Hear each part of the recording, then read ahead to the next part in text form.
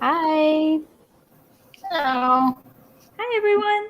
Welcome, everyone, to our So Weird podcast episode, Fan Interactive 5-year anniversary celebration. Yay! We're Can't- trying to get Zach in here. He's having some technical difficulties. Okay, here we go. Oh, no. Hi, Can you Zach. guys hear me? It's Yep. echoey. Hi, Zach. Yeah. I'm on my mobile, so you guys actually see my face tonight. The audio is a really glitchy sounding. Yeah. You're very robotic-y. And there's a delay, like we can Okay, hear I ourselves. guess I should boot this up on the. And there's a delay, like we can hear ourselves. All right, well, I'll just boot it up on the computer then, and you just people will just not be able to look at my face tonight, I guess. Okay. We see you now. Hi. Okay. All right. We see you now. Hi. Okay. Yeah, I'll Lauren, we're try that. trying to I'll fix just- it. Okay. How's everyone been? Good. Good. So we had a few ideas of what to do for today's episode. We figured that we can start from the very beginning and talk about how we formed 5 years ago, maybe even talk about before then and how the So Weird little fandom grew, like in LiveJournal and all those other fan sites that were created back then, and then go all the way up to now. And then at the end, we can let people that want to join in and talk with us. So I see like Neil's here and Lauren and a few other people. So we can go ahead and send a link. And if you're interested in joining, you can click it and then I'll let you in. Yeah, I'd love to talk to some fans. Yeah. I'm so excited. Yeah, it's switching it up a little bit today from the norm. Yeah. So I guess we can, I feel like Kat should start this off since you were in the fandom kind of in those LiveJournal days. Well, here's the thing. Like, I was really young when I was looking for So Weird online. So when I discovered LiveJournal and the So Weird fandom, I was like 13 years old. So I didn't participate in those conversations. I just saw them. And I was like, going into Conrad's hideout specifically, I was like, this is what I want to be when I grow up. Like, I saw people making fun of Annie. Like, they made graphics that doodled over her with scrawling like Annie is evil. They put like little devil horns on her. And I was like, yes! Because I had rewatched the series on YouTube around that time. And that was really my reintroduction back into So Weird. So to be able to find out that there were people out there who were talking about shipping people like Jack and Irene and calling the ship name Iraq and the Molly Carey fandom, that was absolutely insane to me. And it was so much fun just to watch. So they were hugely inspirational to me. I also got started around that time in like 2006 on YouTube with my first So Weird channel that was called So Weird Fan for Life, where I made fan edits and fan videos for So Weird using Windows Movie Maker. They were very low quality, but I still moved them over to my new channel, so they're still on there if anybody wants to see them. So how did you guys first come into the So Weird fandom when you were younger? You know? I honestly don't even remember. Yeah, I remember, you know, of course there was the So Weird website that Disney had where you literally type soweird.com to get there. And I never did that, which makes me so sad.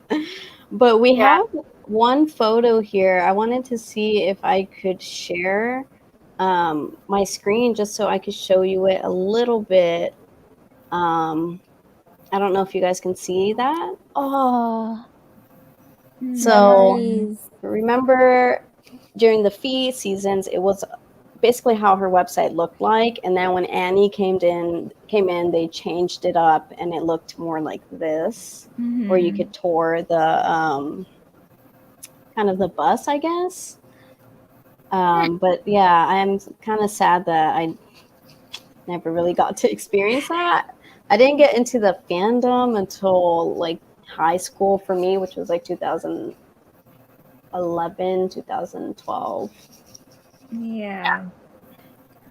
Yeah, I didn't really experience the fandom when the show was on the air. I don't even think I went to Fee's website, to be honest with you. Now, I remember Annie's Disney website. By that time, I finally got a hint, like, go check it out on Disney.com or whatever it was called.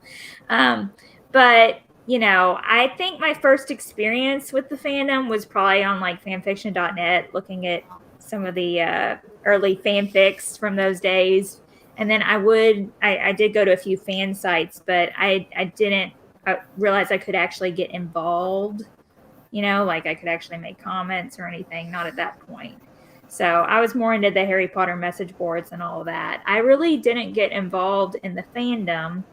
Well, we talked about this, but the So Weird TV YouTube page had all the episodes up at one point. I don't remember what year it was. Do you guys remember when that was? Yeah, that was around 2006, 2007, Yeah. and 2008. So that's when I kind of came back into the So Weird universe, and I revisited the show. And I realized I really wanted to talk to people about it. So somehow I found out about the Tumblr eventually. That was a few years later, and then kind of got involved from there.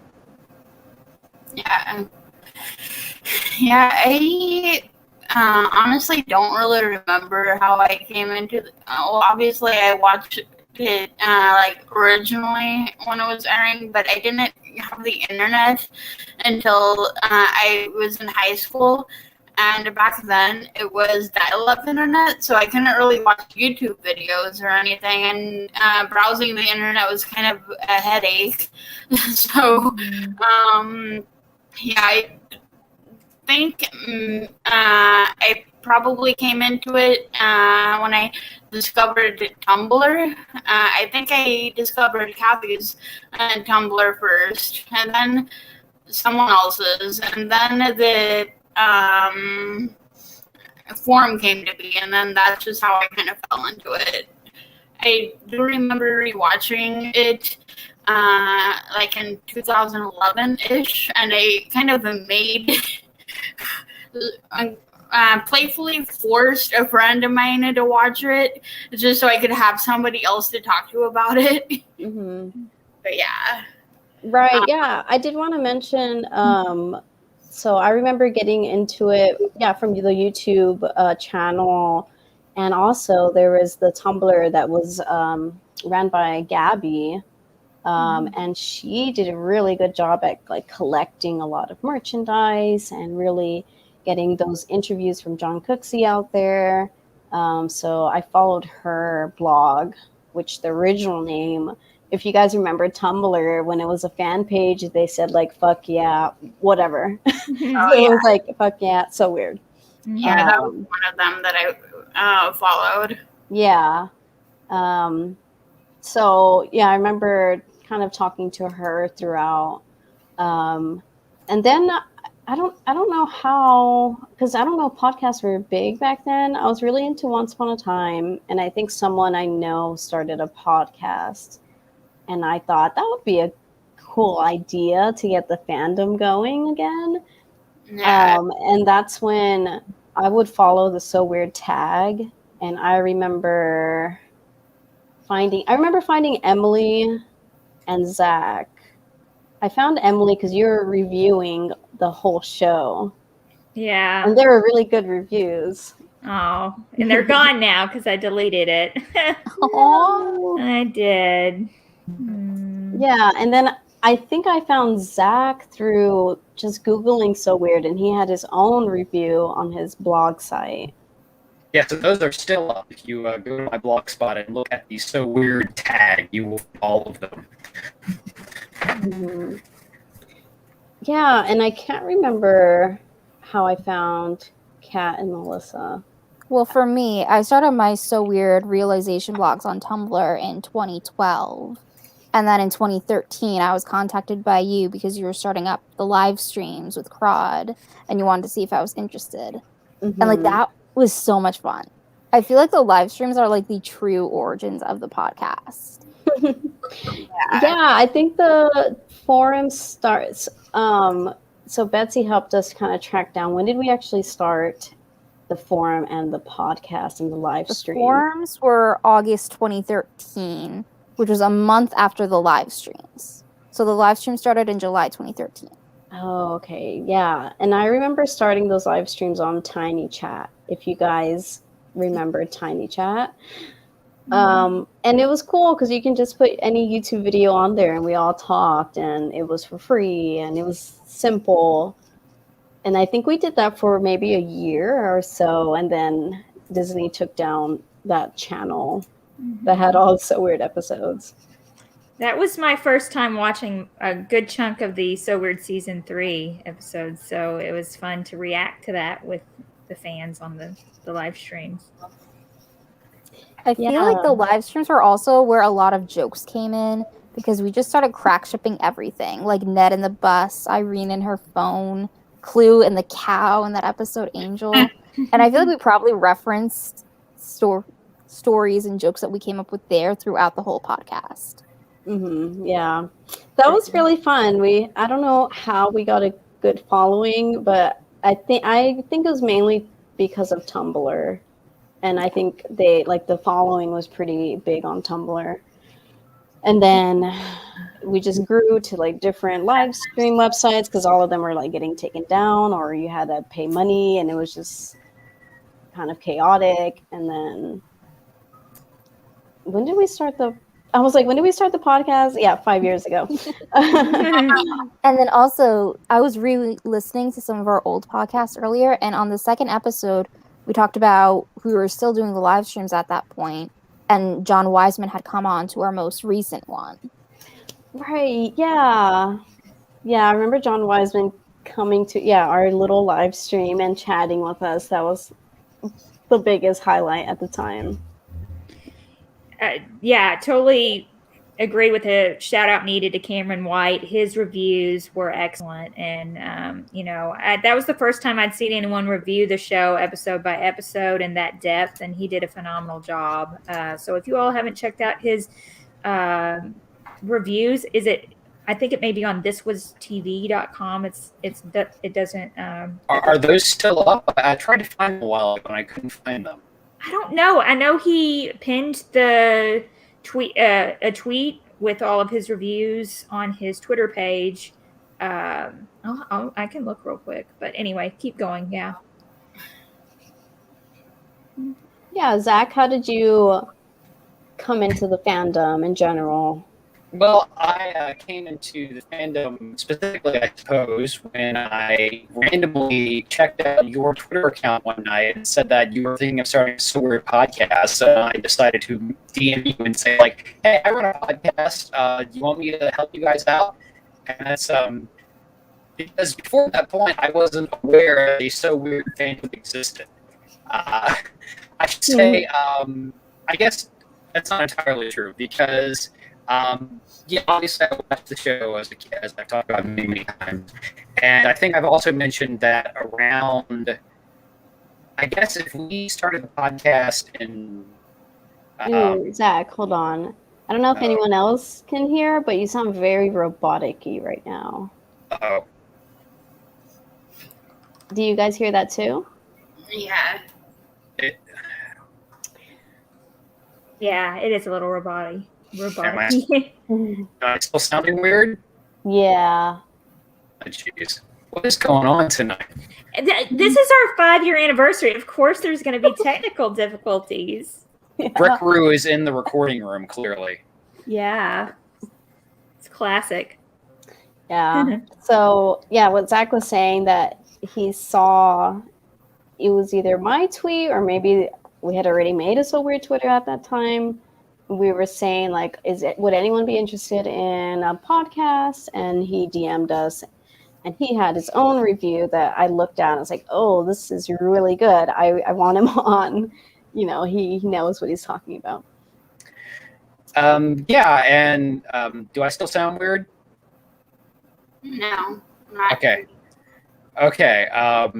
Yeah, before that, I think it was Emily linked to my reviews on the So Weird forum. And that was when I became aware of the fact that there was, in fact, a fandom for the show, where I really thought I was one of the only people who remembered it for a long time.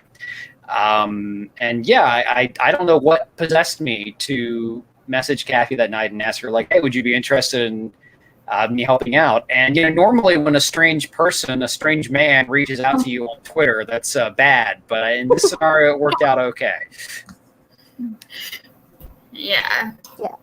I feel like having Zach on board gave us all a lot of confidence because none of us had ever done a podcast before.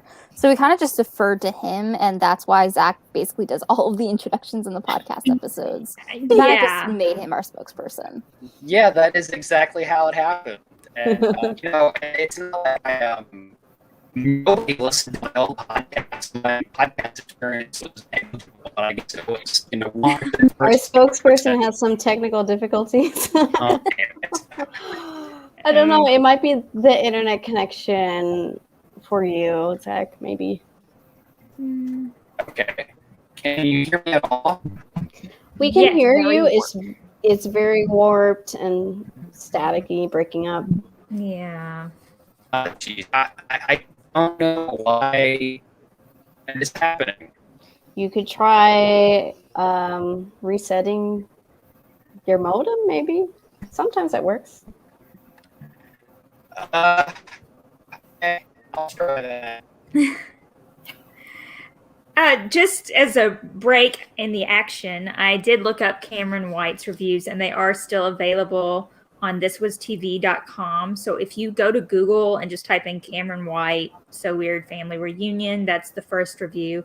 They're really interesting. He kind of talks about the show as, just describing how the show existed at a time when Disney Channel was evolving and what role it played in the Disney Channel's evolution. It's really cool. Really would highly recommend those reviews. Mm-hmm. Okay, thanks for putting the link in the chat. Yeah. I also think we need to take a moment and just appreciate the pro boards that Kathy, Crod, and Betsy put together. Because before then, if you wanted to watch So Weird, you would have to try to search for it on YouTube, and it kept getting taken down. There were multiple times from 2005 onward where I've been able to find all the episodes on YouTube only to have them taken down and yanked out from under me. Also, at that time, we didn't have any of the demo recordings of any of the songs. That's something that came out because somebody came to the pro boards and shared them with us. Mm-hmm. So it was really a place where fans of So Weird could congregate for the first time and share all the resources that we've separately gathered and all of our different conversations that from people who have emailed with the producers over the years, and everybody just compiled everything that they had. Right. Before the pro boards, that didn't exist. And I think it's really cool that we were part of making that happen. Wasn't Gabby the one who created the forums? I think, yeah. So if I remember, it was Gabby. Okay, she has experience creating that because she created the Tumblr, all those graphics, which were really amazing. So she had that Photoshop experience, and I didn't know how to do any of that. I just had the idea. But I wanted to share my screen. I feel like sharing these links that we always mention that maybe people have never been to or maybe don't know how to get there. So let me do that real quick. So if you've never been to our forum that we always mention, this is how it looks like. It looks old, but it's, retro and makes us, think of the 90s and Fee's website. So, we still have activity going on here. It's not as busy as maybe a few years ago because of all the new social media. But we compiled so much documents, interviews, just a lot of stuff. we try our best to organize it, but there's so much at times. You can just spend a day just going through everything and discovering a lot of cool things. Yeah, there are a couple of threads I created that are at the top of every board that give you like an overview of some of the highlights of the forum if you want to check that out. Yeah, click on any board and it's pinned at the top. It says our forum highlights. And I try and update that regularly. So as you can see, there's quite a bit. And that's not even like everything we have. It's just a link to some threads with some of the big things that I don't want anyone to miss on there. So, but I think the forum is kind of where I don't know if that's where you asked Kathy if anyone was interested in being in the podcast. Do you remember? Yeah, I specifically remember some discussion about it being on the forum. Yeah. And I think I commented saying I'd be interested for the season 3 portion. Yeah. And I think, honestly, that if there had been a little more interest in being a host back in that time, I may not have been a host. Because basically, I was so excited about this podcast idea. I really wanted it to happen. I wanted to hear people talking about the show, like every episode, having a conversation about it. But the thing is, I don't like public speaking at all. So I never, ever, ever dreamed of being a podcast co-host, ever.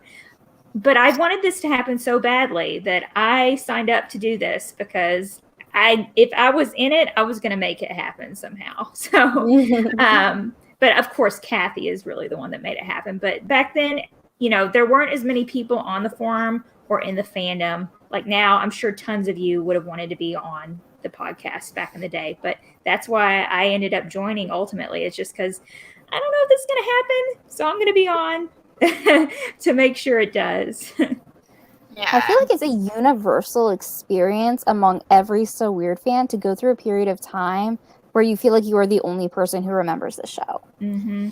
Oh, yeah. I always described it as like a fever dream back then when nobody else was really around to talk about it. Right. I forgot to mention Jimmy's part of fandom. Oh, God. He's a big part of the fandom. Yes. So when Gabby was doing her thing, Jimmy was kind of right there beside her doing his thing. He had his So Weird cast blog, and I think he probably did more than I can remember, but I remember him doing a lot of music covers, and he also created a lot of graphics. He was very invested in the fandom before us, and so that's how I saw him, just Googling, just finding all these websites. And so I definitely knew of him, and he helped me out a lot. And I don't know why we didn't get him to join at the very beginning. We might have had too many. See, I don't think there was too many, because if there was, I would have probably been like, yeah, I'm leaving. I don't know. Maybe he just wanted to be on season 3. I'm not sure. But he did show up for a couple of the earlier episodes. So Right, yeah, his first episode with us was Listen. Mhm. I remember that. But I remember having an idea of, during season 3, I wanted to be not a bash fest. I want people to give their perspective of why they liked it. So I needed to find people that liked Annie as well. So I knew Melissa did, and I knew Jimmy did, and they're both very dedicated. And I feel like if you're, we could see who was dedicated because we all kind of had our own websites or reviews in a way. So I think like the members that were going to eventually be on there, I think it was going to be us. I think nowadays there can definitely be more people because people have gained new interest, but at the time I think we were the ones that were very interested. And yeah, like you, Emily, I'm a very shy person. I like creating things, and I like like I like being a leader in things, but I usually am like behind the scenes, and I can think of the ideas, like kind of like the director, but I'm not like the actor. Mhm. But I also had to be like, no, I really want to be part of it, and I like you. I feel like I had to be a part of it for it to keep going too. Mhm. Yeah. I Yeah. started out trying to keep the fandom alive as a 12, 13-year-old in 2006 making fan videos on YouTube. So like when this opportunity came up to actually help keep the fandom alive and bring attention to this show, I had to get in on it. Like I just had to be here for it. Yeah. Mhm. Yeah. You back, Zach? I don't know. Can you hear me okay? Yes. I don't sound like a robot this time? Only a little bit. Not yet. All right. Well, we'll keep trying. Okay.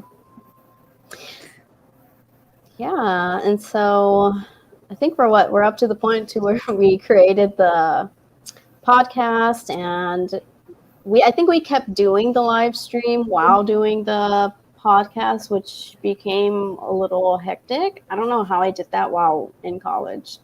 Yeah. I don't know.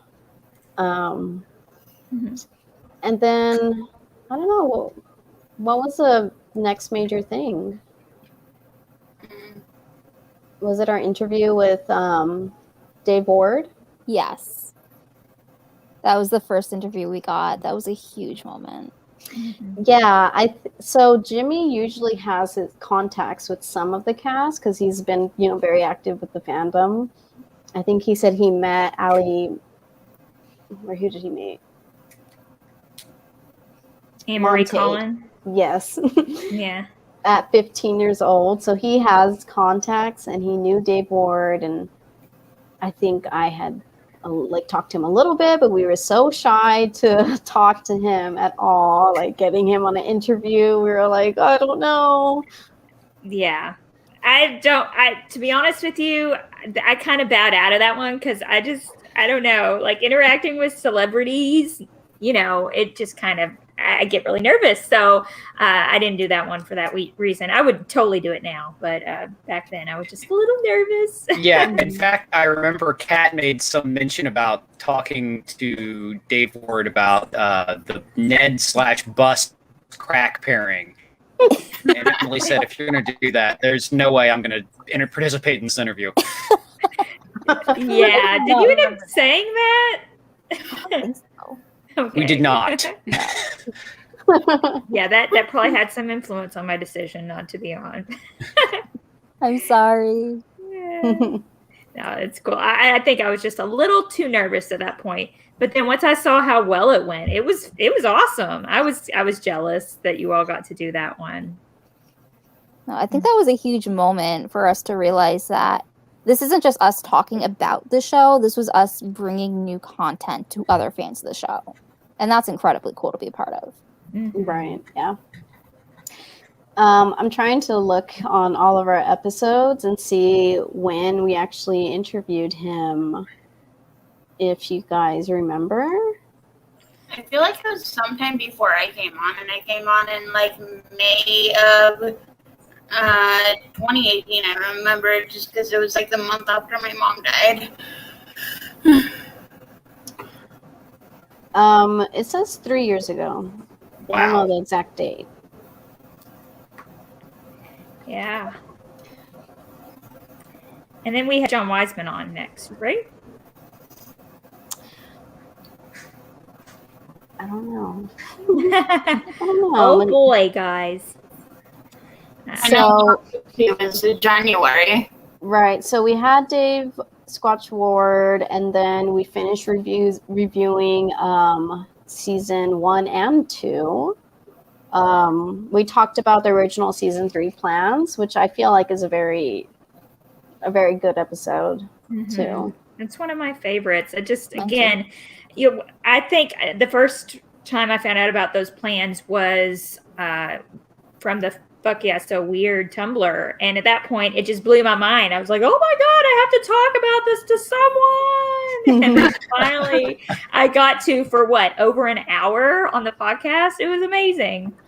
Such a blast. Also a really big shout out to the members of the forum, because there's been members here and there just giving us a ton of documents. One person that had the episodes like uploaded on like a website that you can download, and they always kept that up to date. And then someone coming and giving us all the songs, and I'm like, these people are, amazing. And people editing the songs like to make them sound more like the studio versions before we actually had the studio versions.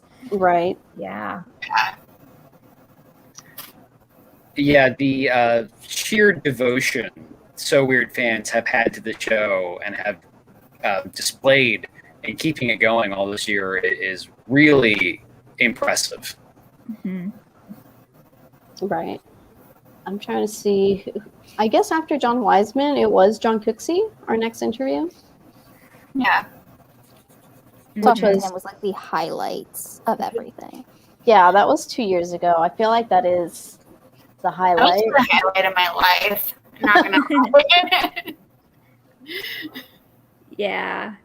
For me, that is definitely one of my favorite moments of the podcast, just because I'd heard about him for years. He almost seemed like a legend within the fandom. Like, is this man really real? And then we got to interview him and find out that, yes, everything we'd heard really was what they had planned for the show. And then getting to hear more details about how he would have pulled off sending Rick to hell and what that would look like on Disney Channel. And then that moment when we were talking about Rebecca and everybody cried. Like, that was one of the most beautiful moments of my life. And yeah, so just realizing that the show still was so important to him, it really touched me. It was wonderful. Yeah, and I think it also was really great for him to see all of this actual in time, like talking with all these fans of the product that he created. I think it was probably a big moment for him too. Yeah. He's still active on Twitter too, and I love every time I see him interact with the So Weird fandom. It makes my heart just woo. Yeah.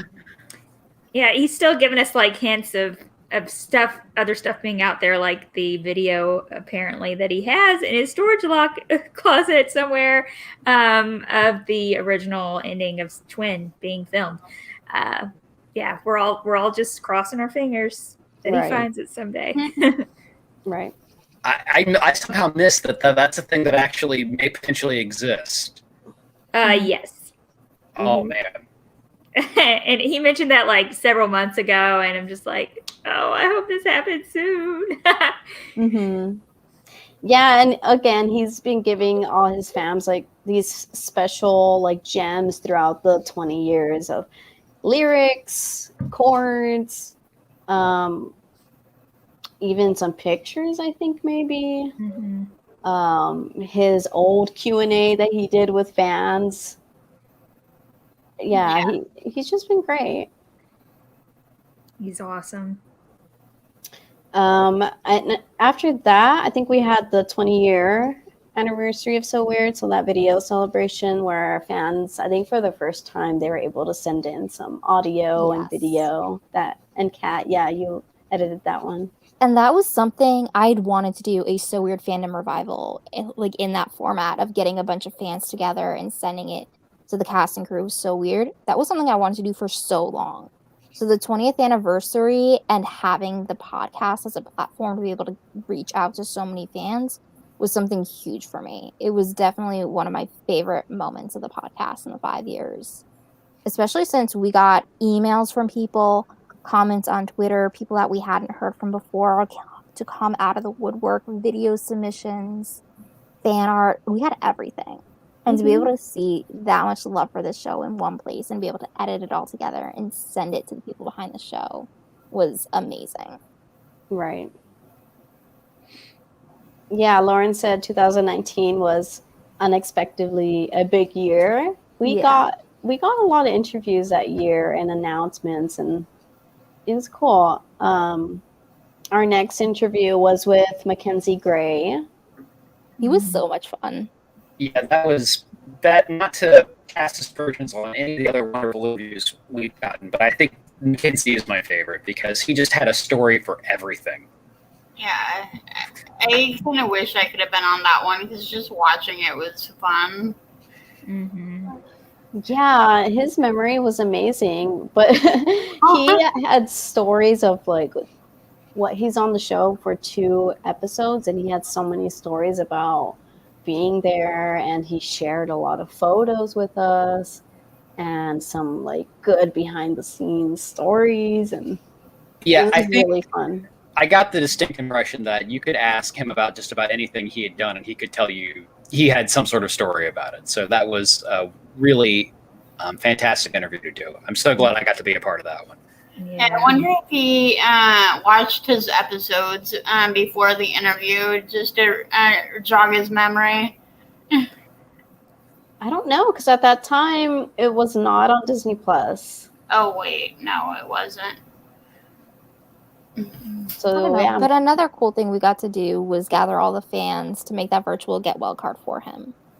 Mm-hmm. yeah, and he really, really appreciated that, and he seems to be doing really well now. Good. Yeah, love to hear that. Moving on to our next interview, which was kind of back to back. At least that's what it's showing on our YouTube list. But the next one was Chris Gibson, and I loved him. that journey was cool because he reached out to us. I think he had commented on one of our videos. And was yeah. was Chris Gibson telling us that he had gotten a residual check from Disney, like the first Yes. hint that the show was in fact coming to streaming? Yes, he Yes. was. And we were being like, oh, this means something. And we were collecting all the evidence, like, it's going to happen, maybe. That was an exciting time, yeah. Yeah, so he reached out to us and told us, yeah, he's getting checks. And I remember him saying that he saw the John Cooksey interview and he wanted to say, like, how his part was his part of the show. And I thought his interview was really like touching because he talked about how it was like a hard time in his life, but now all these fans showing their love kind of brought like a bright spot to that part of his life again. And he also shared a few behind the scenes photos with us too. That was really sweet. Yeah. Not just sweet. I mean, that was our physical evidence of the twin original ending being filmed. He showed us a picture of him doing a stunt for it where he fell off the roof. So, whew, that was very, very generous of him. Mm-hmm. Yeah. Yeah, and with that, it became evident to me, and this had always been evident to me from the beginning, but as we went through these interviews, it became very, very clear that everybody who worked on this show had really fond memories of it, and that it was a series and a story that meant a lot to a lot of the people who worked on it. Right. Yeah. Mm-hmm. I also found it very interesting how we were doing these interviews while we were still reviewing the show. And we got to the very last episode. And then our next interview after that was Alex Johnson. Oh, yeah, I really like that interview. Which I felt was a good, like, oh, this is like a cool closing for finishing reviewing all the show.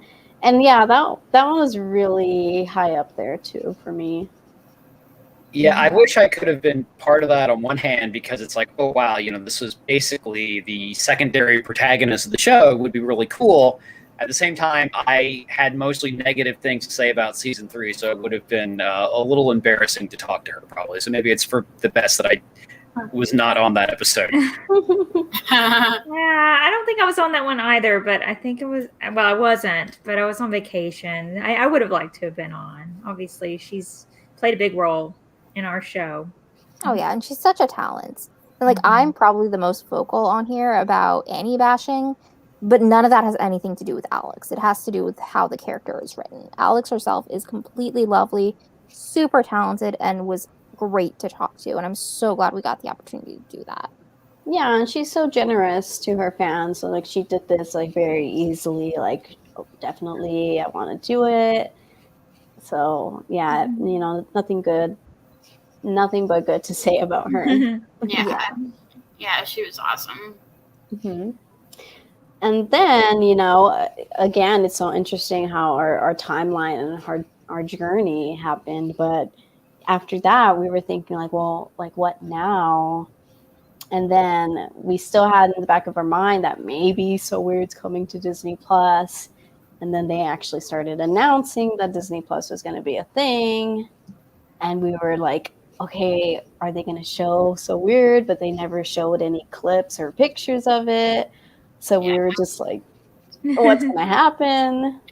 And also keep in mind that in the early days of our Tumblr blogs, all of us were sharing links of being like, sign this petition, get So Weird released on DVD. Right. So we have been working to get this show released for so long. To actually be there during the coming of the streaming era, that's really cool. Yeah, and I have no idea if this is true or not, but I just feel like the fact that the So Weird fandom, though small, has always been extremely passionate, has always been very vocal about wanting the show re-released in some capacity. And I think that had to have been a factor in Disney's decision to put the show on as one of the launch titles on Disney Plus. I mean, surely that was a reason why they made the show available. Jimmy said the same thing when we first got the announcements. And I like to think that we did have a role because no other show from that early on in the Disney era has been released onto Disney Plus. Yeah, I actually remember there was someone on Twitter who was kind of leaking information of what was going to be on Disney Plus, but we didn't really want to go on that because it wasn't official. Right. So I was the one who emailed John Cooksey and do you have any information on this you would like to share? And he emailed back probably a few hours later confirming it. Yeah. And then we had to do a reaction to this news because it was the biggest news and it's what we all wanted for so long. Yeah. The whole duration of our podcast. Yeah. Basically. Yeah, I mean, I really feel like that was the accumulation of everything we as a show had been building up to at that point. And I've gone back and listened to that brief little episode about the announcement we did once or twice before, and you can just hear the pure effervescent glee in our voices in that moment. We were all so excited. I like to think that we played a role in So Weird coming to Disney Plus, but I'm not sure. I think probably we have to give a lot of gratitude and props to Larry Sugar and Henry Winkler.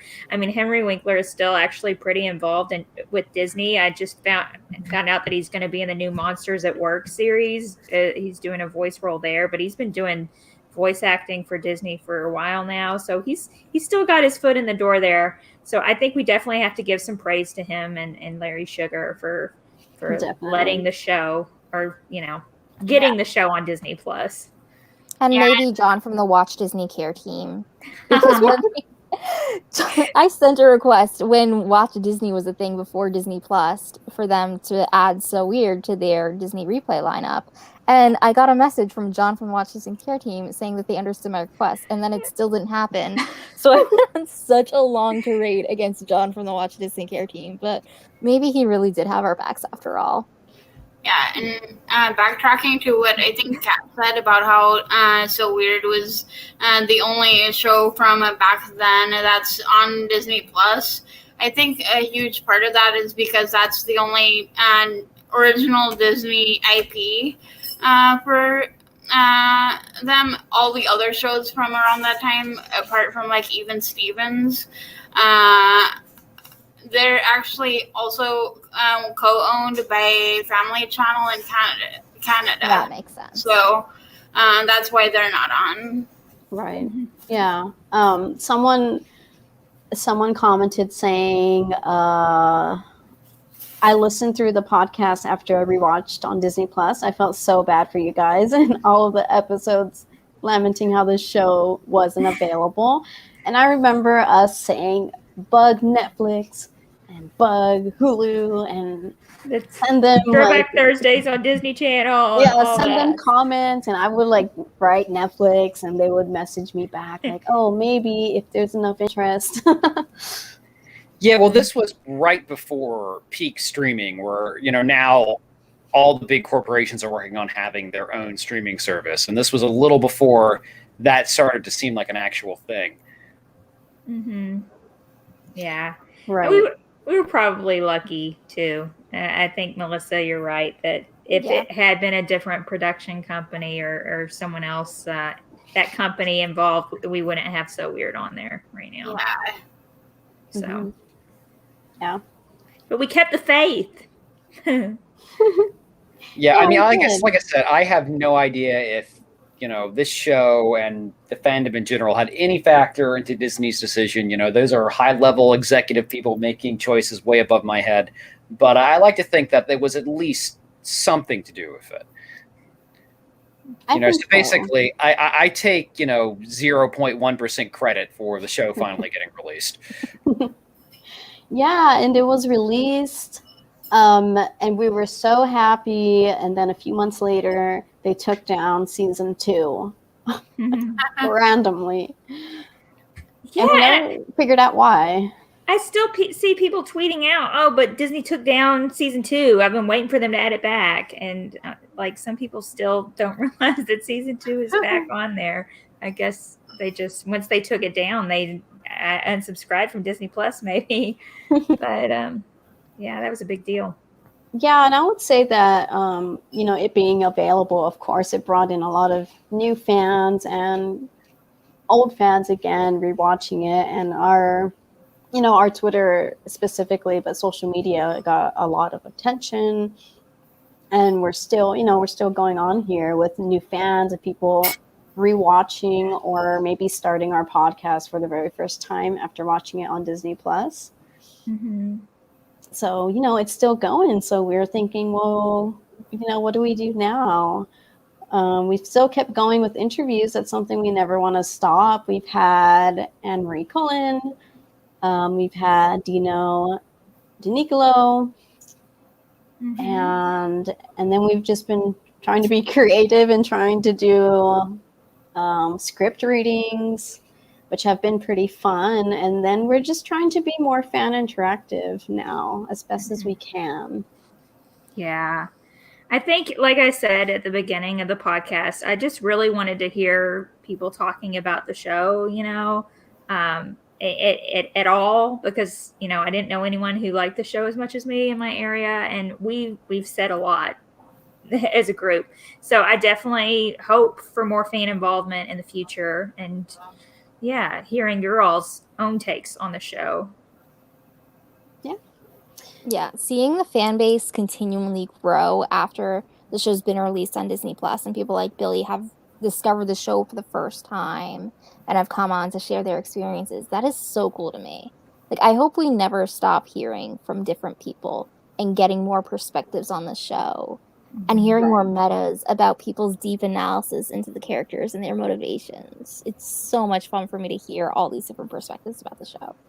Yeah, and then all these reviews on YouTube that are coming out now, which are like really awesome to listen to, like Behind the Magic or Behind the Ears. Like his reviews are so thought out, so great. And also, I think hearing people from these like fan videos, like the holiday episodes, that has been maybe the funnest editing episode that I've done. That was so cool. And so I hope we can keep doing that with like ideas that we try to come up with and that fans try to come up with as well. Mm-hmm. All right, that's been our journey. I did want to say, because people, we haven't been answering the questions, but I've been reading them. People have been asking other cast members being on the podcast. We've gotten some interaction, like, for example, Henry Winkler, he's liked and he's replied to us on Twitter a few times.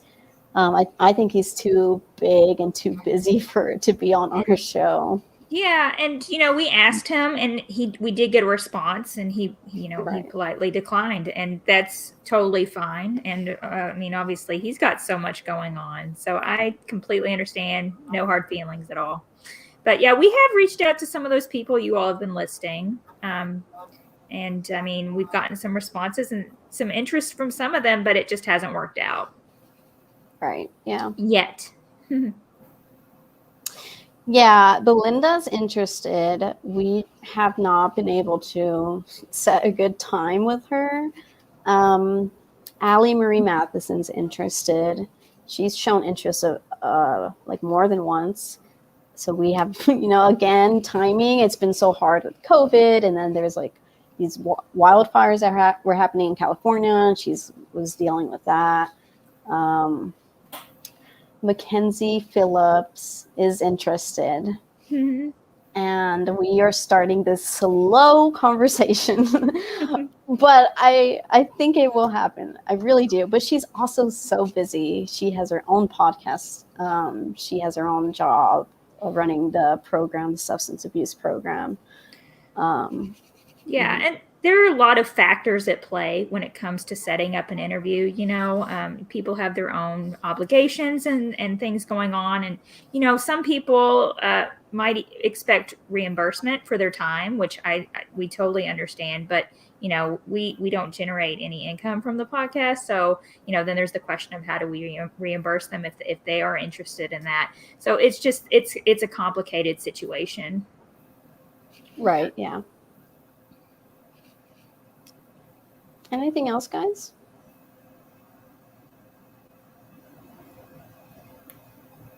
Are we ready to share the link? Yeah. Oh, please. I'm that's what I'm here for. I want to hear from other fans. Okay, so we have I think 20 people watching us. So on this part, we're going to send the link in the YouTube comments, and hopefully you can click on it. Zach said his Wi-Fi is just not working. But at least he can chat with us.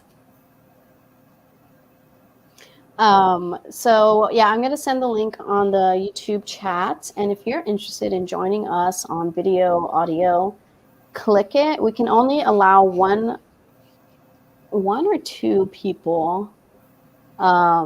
And then you can talk for a few minutes, and then we're just going to keep it rolling for whoever wants to keep joining in. Okay? Yeah. Okay. I'm sending it.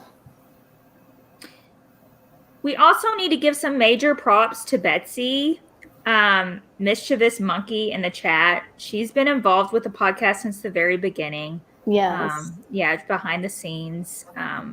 Thank you so much, Betsy, for everything you have done for us. Yes, I mean, thank you. You have played a huge role in the podcast. She's basically the producer. Yeah. Yes, and definitely like half or maybe 3/4 of the social media, like running it and all the responses is Betsy. So major props also to organizing the Tumblr page. That probably took so much time. Mm-hmm. So thank you. So yeah, we have Neil here. Let's get him on. Hey guys. Hi Neil. Hey there. Here. You have headphones? Thank you. Yeah, I can grab them. I'm hearing another. Neil here. Let's get No, I'm hearing extra noise. Hi, Neil. Yeah. Hey Neil, I just muted you for a bit. I think it's on your end. If you have headphones, that'll probably help the echo. We should have mentioned that before we started. But yeah, please, if you have headphones, please use them. That'd be great. He's getting it. Yeah, we go through these technical difficulties too. It happened with me earlier. Okay, let's see. All right. Can you hear me? Yes. Yep. That's much better. All right. Yeah, so what was I going to say? Yeah, I found you guys. I don't even remember how. I remember you guys popped up on Instagram randomly one day. And I was like, oh, wow, people are still talking about So Weird. Yeah, but I was a diehard fan as a kid. I met Patrick Levis a few years ago. That's so cool. Yeah, he was at this church convention I was at, and I was with my church camp, and he walks by the booth, and I'm like, excuse me, if you don't mind me asking, are you the one that played Jack on So Weird? And he bursts into laughter and says, I haven't recognized that in years. And Really? yeah. Was this in Louisville? Wait, what'd you say? Was this in Louisville? Because he came to something like that in Louisville, and I'm in Kentucky, and I thought about going, but I'm not religious, so I don't know. I was just debating, but I wish I had gone. I'm jealous of your experience. No, this was at the National Youth Workers Convention in San Diego. Oh, okay. Yeah, and given a church event, I wondered if I should say that at all, but no, he's very involved with the church, so yeah, and then.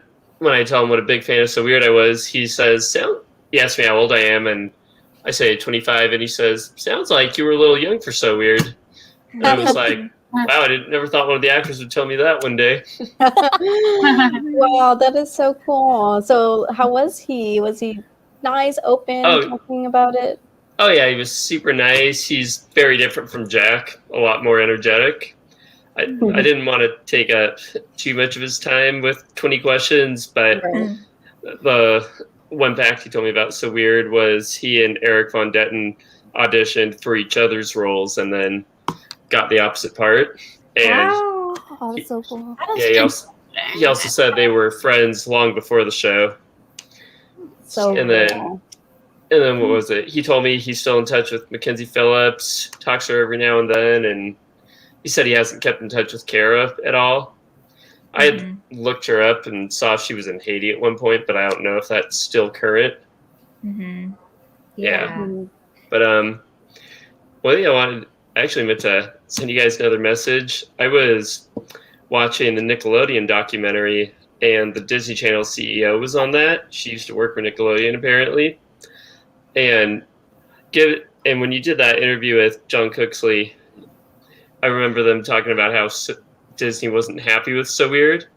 So I'm watching this Nickelodeon documentary. I couldn't help but wonder, did she like Are You Afraid of the Dark?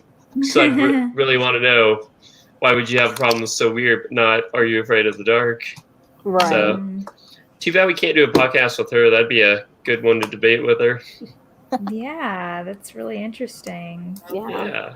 Mm-hmm. Also, thanks, Neil, for being so involved, and I know you're a part of our holiday episode. Oh, yeah. Yeah, that was a fun one. And thanks for sending in all those pictures of you in Vancouver. I was so jealous. I still am. Oh, yeah, no, that was fun getting to see all the filming locations, especially the one from Still Life was all by accident. So, Oh, really? yeah, but the house, that was my favorite one. Because I had looked on Google Maps and made sure no signs say private road, and there wasn't.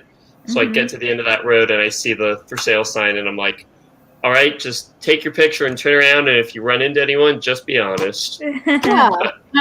Yeah, that would have been me too, definitely. Yeah, but I also talked to the realtor about trying to get in there, and he said, unfortunately, we're not doing open house because of COVID. He says, but if you're back up in the next few months, give me a call, and pandemic's over, I'll see if I can set you up with a tour. So, and that was just to see it, knowing that I'm not going to buy it. It's $3 million. That's a hard one to pull off and pretend to be interested. And I don't know if it's still on the market, is it? I haven't checked back since then, so I'd have to find out. I couldn't find it on that website, I don't think, anymore.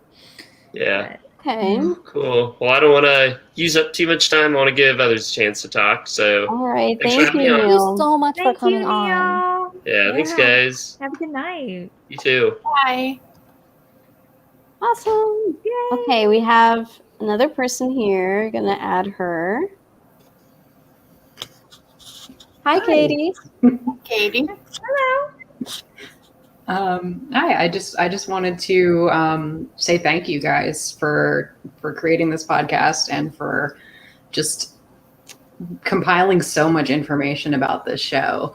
I was saying in the chat, I watched some of it as a kid, but because of the airing times being so weird, I never saw the whole thing. So I would just never expected there to be so much behind the scenes details and things like that. And the fact that you guys have brought all that to light is just like so amazing. So I really enjoyed listening to it. I did have a question to kind of throw out to everybody Sure. that is sort of related to something like when I was a kid, just sort of like a headcanon that I had, which is that I'm wondering if anybody has ever like imagined a song as being like a Molly Phillips song, or like a song that you wish that Molly Phillips had covered. Because I, for some reason, when I was a kid and I would hear the song Sonny Came Home on the radio, I like my brain just like, I don't know if it was because the singer sounded the same or what it was, but I always like in my brain was like, I'm just going to pretend that this is Molly Phillips and she has a hit on the radio. So I was just wondering if anybody else has ever done anything like that, or if that's just my own weird little thing. No, I've done that. I actually just made a post recently on the So Weird Discord because I was listening to Pacific Coast Highway by Hole, and it's very much a song about her reminiscing on Kurt after he has passed away. And it sounds so much to me like Molly thinking back on Rick and trying to move on after he's gone. Like, it could be a Molly Phillips song. And in my head, I think Molly Phillips and Courtney Love have so much in common, and that if So Weird happened in real life, people would have been hounding Molly, thinking that she had something to do with Rick's death, and there would have been conspiracy theories, just like we saw happen with Kurt and Courtney. Wow. Yeah, I've never really done that, but Sonny Came Home, I can definitely hear that as Molly. That's a really good song. I know someone mentioned once on the forum that the song Rhiannon from Fleetwood Mac sounds a lot like Rebecca, and that maybe Rebecca was inspired from Rhiannon. So now every time I hear Rhiannon, I'm like, okay, yeah, this sounds like a Molly song. Molly Phillips vibes from that. Even like some of the chords sound a little familiar. So right. So someone put on the Twitter, they tweeted, or maybe they tweeted Emily. They said something about like Lady Gaga having the voice to act as like Molly if there was ever a reboot. I think that was me. I never thought. Who was that? I think it was me. I was watching. What was it? The movie with Bradley Cooper. What was the movie called? Oh, The Star is Born. Yeah. And then I don't know. I just saw her as being a young Molly Phillips. Maybe I don't know, but yeah. I think like I pictured it and her vocal range, and I was like, I can actually see that, and so yeah, that's my take on that. You know, she plays piano. She's a really powerful singer. I don't know, but particularly watching that movie, I could just see it. Yeah, I think for me, I never actually did that either, but off the top of my head, I'd really like to hear like a Molly version of on a song on Fearless Taylor's version that came out a few months ago. There's on one of her Bolt tracks, it's called You All Over Me, and I don't know why, but just I'd like to hear a Molly version of that song. Yeah. When did you start listening to the podcast, Katie? I rewatched the show on Disney Plus a little before Christmas time. So I started then, and I caught up probably like in January or so. That's really cool, man. Oh, that's a lot of episodes in a short time. Yeah, I was working from home, so it was a little easy to do in that sense. Yeah. Where did you stop watching? I'm just curious when the show aired. I feel like I probably saw a lot of stuff in reruns because I don't think I remember things in order. I remember seeing a lot of stuff that would like set up something and be like, oh, I can't wait to see what happens next. And then whatever I saw next was like not related. But I remember seeing Lightning Rod, and I remember being like so crushed that Fee was leaving the show, and I just didn't watch it again after that. Yeah, that was how I felt too. A traumatic moment. Yeah. Aw. Okay. Yeah, it's nice talking to you, Katie. Yeah, thank you guys. Thanks for joining so much us. for Thank coming you. on. Bye. Bye. Okay. So cool seeing some new faces. I know. You ready for the next one? Mhm. Okay. Hi, Hey, Billy. Hey, Billy. Hey, Nice your mic's seeing you not again. You're muted. Yeah, I was muted. There we go. I was typing in the chat. Uh, How's it Hi, going? Billy. yeah, hi. Mhm. Is it nighttime for you? Yeah, Or I guess it's nighttime for all of us, but yeah. Still daylight for me. Mhm. Mhm. What's been going on? No, not much, but Mhm. yeah. Yeah. Yeah. So I started watching, well, listening or whatever, watching, but the podcast last year when after finishing the show is when I started listening to it. Mhm. Mhm. Because I Yeah. know season 3 took me a little longer to finish because it was like heartbreaking because Few was leaving, and then I watched the Thanksgiving episode because I think in the description it says like she's back, and I was like, what? No. It wasn't. It's not. And then I remember skipping to the finale just to see, and then I was like, wow. And then I went back and like watched in order. Oh, I hadn't even thought about that description being on Disney Plus, really Yeah. faking people out. Oh, that's They unfortunate. shouldn't. Well, they're keeping up the tradition then, because I am still upset to this day about when the promo for that episode came out. They advertised it as, oh, the gang is going to visit Fee. And my Yeah. little 9-year-old hopes were so high that we'd see her. I skipped out on Thanksgiving dinner with my family to watch the So Weird marathon that day, only to be disappointed and crushed. Yeah. Yeah. Yeah, I think some people have been saying in the comments how finally they watched season 3 now on Disney Plus, like in its entirety, and they haven't hated it as much as maybe they did before. And they're like, oh, it's not that bad if I view it as its own separate thing. Yeah. Right. Those bitter feelings are gone. A little. They've worn off. I don't know. Right. Yeah. Yeah, I saw it all, of course, and then I started watching it with my boyfriend, and we got to season 3, and I'm like, it's just not fun. It's just not fun. I think we got up until Bangle By. Yeah. Which that one's like, ugh. Yeah. Yeah. Yeah, so Billy, your perspective on the show is unique. I know we've talked about it before, but it's just really Yeah. cool to have you join us and be involved in the fandom as someone who didn't watch the show when it aired. You're one of the younger ones, so we're so glad to have our younger folks with us. Yeah, Mhm. definitely. Yeah. Okay. Anything else you want to say, Billy? Yeah, season 3 is, I mean, I want it, it would have been better if we had the original plan, but I don't like totally hate it. It's like kind of fun. Like some of the songs are like bangers, but it's like I like it, but it don't. Same. And for me, I liked looking at it as its own thing. Yeah, same. It helps. Yeah. Mhm. Okay. All right. Well, it's nice seeing you again, Billy. Thanks for always following us and retweeting us and participating in our holiday episodes as well. Yeah. Thanks for having me. Yeah. Okay. Bye. Bye. Okay.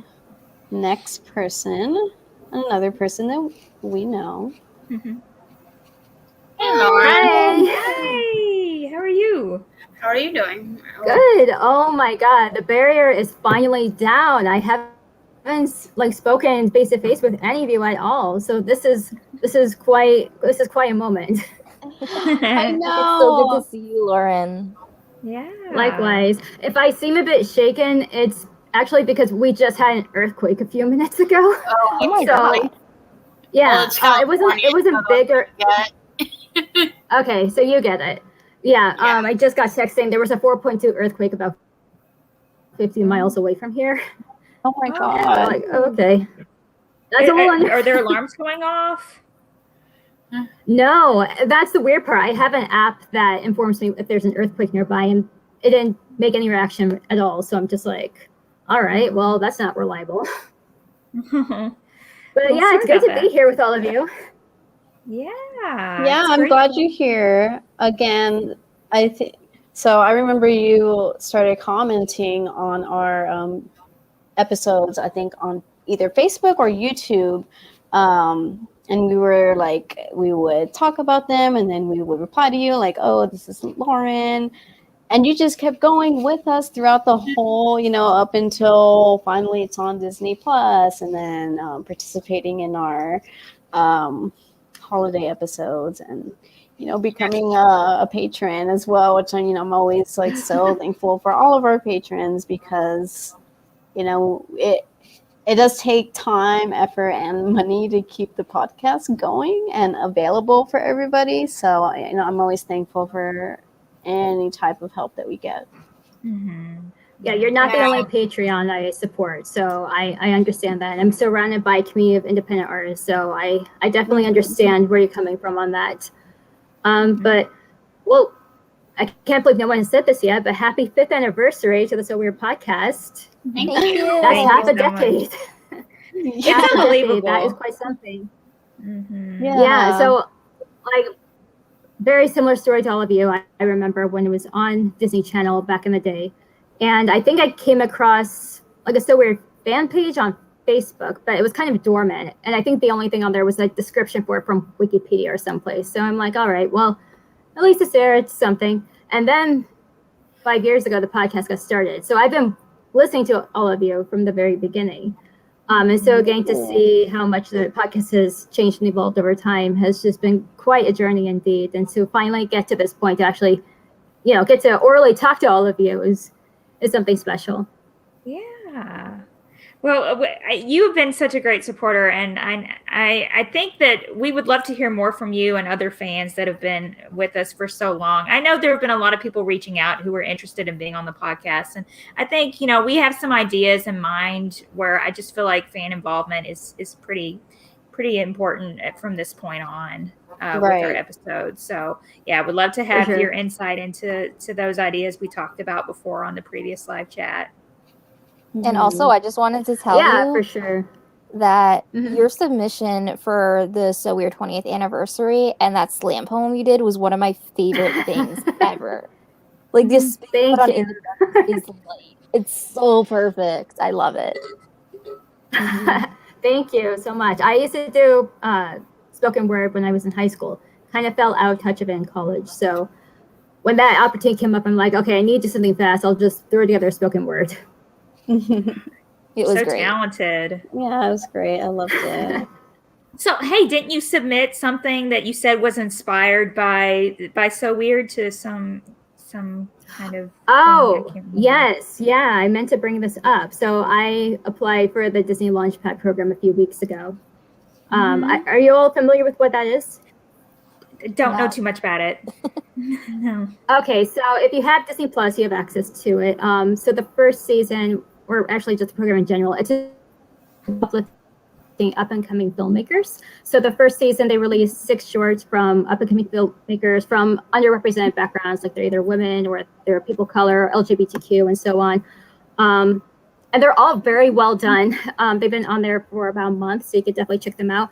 So they're now they're getting ready to do season 2. And one thing that's different this time is that they're actually accepting submissions from writers. So when I heard that, I'm like, oh, I could actually submit something to this. Like, directing is not really my thing. Even though I have directed a film before, it's not really my passion in life. So then I pulled out Another World, which is my story that was inspired by So Weird. Took the dust off of it, adapted into a screenplay, made it Disney appropriate, although it's still kind of dark. It is what it is. And then I sent it off its way. So yeah, it's in their hands now, and we'll see what happens. They do interviews for it in October, I believe, and then they'll announce the chosen ones in December. So got a bit of a while to wait, but I'm pretty used to that. Fingers crossed. That sounds so Good cool. luck. Yeah, we're all rooting for you. Oh my gosh. And sending it to Disney, Thank that's you. just perfect. Yeah, right. I mean, so one of the shorts from the first season of the Launchpad program, it's called The Little Princess. It's about a young boy who befriends another young boy, and the other young boy is very clearly LGBTQ. There's this one scene where you see him watching Mulan, the animated Mulan. And so I see that, I'm like, okay, if the filmmaker can get away with that, I think I could get away with submitting a script that was inspired by So Weird. So I did that. That's so awesome. That's amazing. Yeah. It's so cool what this show has inspired our fans to do. Yeah, I mean, you hear all the time of writers, they get their work out there and they'll say like, yeah, I was inspired by this movie growing up or book or show. And it will be so cool to hear someone say that for So Weird too. So yeah, again, all the best of luck. I definitely agree. Thank you so much. Yeah, I've been submitting around to different opportunities. I've been doing this for several years now. This is actually my first time submitting something to Disney. So we'll see where that goes. Well, keep us posted for sure. Of course. Of course. You'll know if something happens. Okay. All right, Lauren, I'll let you go. But again, thanks for always joining us, or always at least trying to join us for all these events and videos and live streams and commenting. Yeah. Your support Of means course. a lot. Yeah, thank you. All right. Yeah, definitely. Thank you for having me on, and congratulations on 5 years. Here's to 5 more. Thank Oh, you. goodness. Thank you. Have a good night. 5 years is a long time. A lot has happened in 5 years. Yeah, I still can't get over when we started this, all the So Weird blogs mostly just had grainy stills of the show. Like, we didn't have the demos out there.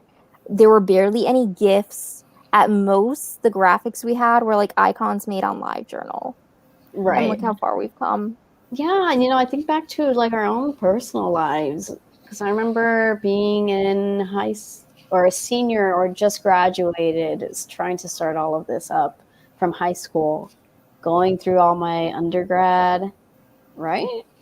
I don't know. I don't remember you being in high school, but maybe you were. If we started in 2012, 13, I was a freshman in undergrad. Yeah. So doing that, starting my master's, and I'm finished with my master's and I'm working full time. That's like, oh my God. It's a lot. Yeah. Ready for our next one? Okay. Hi. Hi. Well, my name is Kay, but you guys know me as Captain Books 8 in the Discord. So it's nice to finally see you guys. Yay, fellow Nancy Drew fan! Woohoo! Yes, I'm the reason we had to start a game discussion instead of just the general. It's so nice to see you. But it's nice to finally meet my people. So yeah. Tell us your story of when did you start watching So Weird? How did you hear about the podcast? And I started as a kid. I grew up watching anything weird and supernatural with my dad. So of course, when So Weird came on Disney, like that was my jam. I was just so excited to see, especially anything Zoom Disney. Like they were cool with the weirder stuff. But then of course it went off the air, and we grew up and kind of like Melissa said, it kind of felt like a bit of a fever dream. But then I was just randomly thinking about it, like 2018 and then I started just looking for anything online that I could find so weird, and of course I found you guys. I just recently worked up the courage to actually start chatting with you guys, but I've been watching for a couple of years now and listening, and especially on like my lunch breaks and stuff, you guys like really made my day better at work. So that's so nice to hear. Yeah, but I just wanted to say, thank you guys for doing this, because like you guys said, obviously there was nothing else out there, but I was just really happy to see, like everyone else has said, that there's other people, like fans like us, that just really loved the show. So Yeah. Yeah, thank you for being an active part of the Discord. I feel like that's one thing like we neglected to really talk about was that we also have this Discord. I feel like part of that is because we're older now and we still don't really know how Discord works. Yeah. But like it's nice to Yeah. move from the pro boards onto a new platform that's more commonly used. Yeah. Right. Yeah.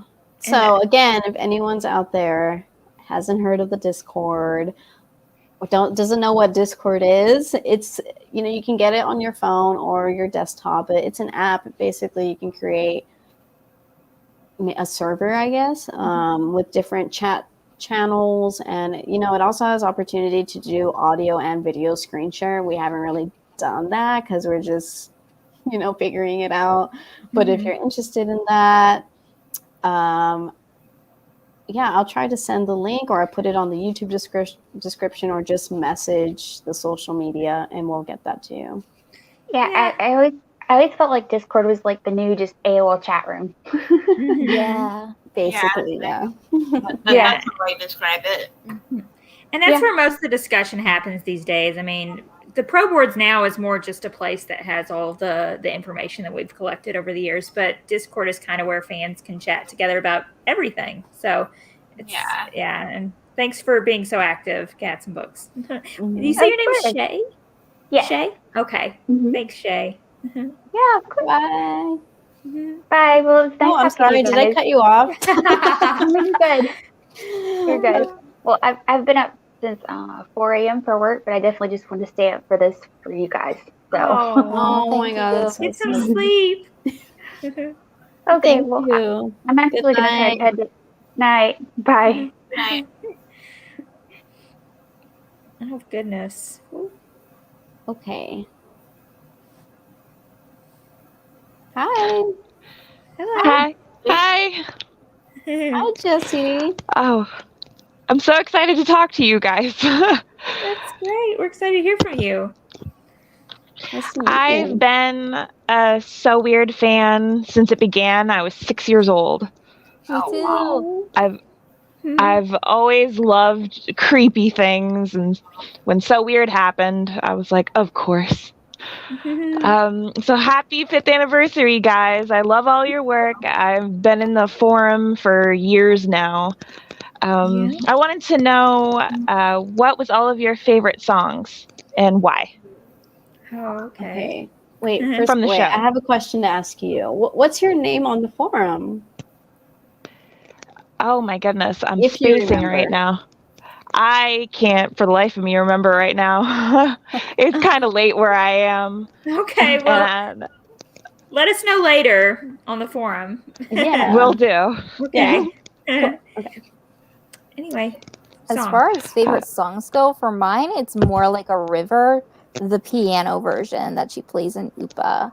It's just so beautiful to me. And the whole sentiment of, can I be more like a river, less like a wall? Try not to hold back these feelings at all. Like, that's such a cathartic statement to make, and a good reminder as humanity. Sometimes we just need to take everything that upsets us and just let it go. Yeah. Right.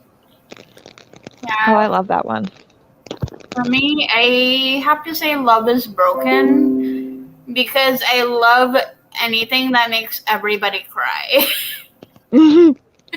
Right. Yeah, that's my favorite as well. And, you know, I love it because it's so epic. So usually when I'm on a long car ride and I have like 1 hour left to go, I will put like the So Weird soundtrack and I will try to end it with Love is Broken. So like finish it off. But yeah, it has a lot of feeling in it. So I love that one. I do that too. I will put the So Weird soundtrack on. It's the length of my commute is about the length of the soundtrack, so it's perfect. I haven't done that in a while though. I lost my iPod, but anyway, my favorite song is Rebecca, and always has been, and probably always that will one. be. Yeah, for me, I've got a personal connection with that song. I feel like the biggest heartbreaks in my life have been friendship related, so I can totally understand where Molly is coming from in that one. Yeah, I cry. I mean, I tear up still to this day listening to that song. So breaks my heart. Oh yeah, I love Rebecca. That whole episode just makes me cry every time. My favorite song out of there is probably The Rock. Yeah. I don't know what it is about that one, but that's one of my favorite episodes, Banshee. I just think it's great, and I love the little snidbit that the Banshees give Fiona that her dad's death like kind of wasn't supposed to happen, Right. and that was kind of leading it to the ending that got scrapped, which I would have loved to have seen. But that was it for me. I love that episode, and that song just like kills me every time, because for families who aren't maybe as communicative or find it hard to express themselves, that song really works, and I love it. And I love the music is one of my favorite parts of the show. That's what really gets to me, so that's what I always like. We're all still hoping for that soundtrack release, Yes. God, I bet you are too. When the studio versions were posted on the forum, I downloaded them right away. I thought those were great, and I loved them, and have been listening to them ever since. Right, yeah. We're so thankful for those. That was another highlight from these past few years. For sure. But some fans still aren't aware of it, and that's unfortunate. So, I mean, we've spread the word at this point, and they're on YouTube. So, but still, yeah. Shout out to Brick Rear the Joker who posted them all. Yes, loved it. Okay, thank you guys. Yeah, thanks, thank Jesse. you. So nice to talk to you. Nice to talk to you guys. You too. Oh gosh, this is so great. Yeah. Yeah, it's making like my year. I did want to say, when we did that episode where we reviewed all the music, that's also like in the top episodes of the whole podcast for me. Absolutely. And I wasn't on that one, but I listened to it on a plane ride recently. And that got me through the plane ride. You all were fantastic. Yeah, we did that one in 2 days because it was a lot. Yeah. I But feel like Jimmy had the most to say. I had a lot of great things to say. But yeah, if you need like 2.5 hours to kill, go watch that episode again. It's just really great. Okay, let's add another fan. Oh, hello. We did it. Hey. I'm giving Aunt Rachel a shout out. I get no commission. This is her cookbook. Here she is on the back. Look at that. Look at that press shot. Oh my goodness. Yeah. It even came with like a thing of corrections in the back. Like that you could tape it.